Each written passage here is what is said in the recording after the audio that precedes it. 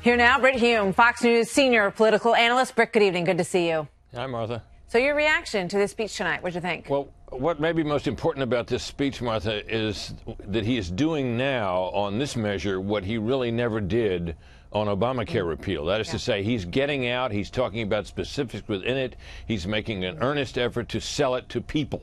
And it's not that easy with tax cuts to do that. But he made a stab at it today, and you heard him talking about the various tax measures that would benefit middle class people, and he talked about reduction of the number of brackets and so on. All those things have appealed to middle class voters.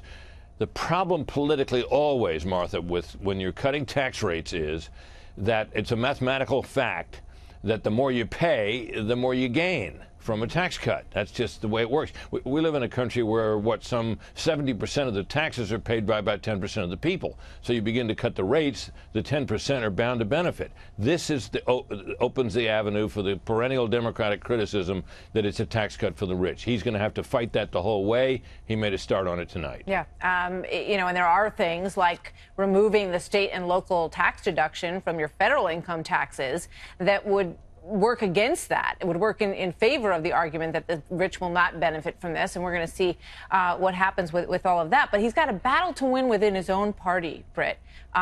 They spurned him on health care, and they're already making rumblings that they could do it again on tax reform. Well, that's why you try to go out in the country and build up a kind of a head of steam about this from the people. It's not easily done, but Reagan certainly was able to do it, and other presidents have as well. The president certainly has a chance to do that here, and it makes it, it puts pressure on wavering Republicans in a situation like this not to oppose this.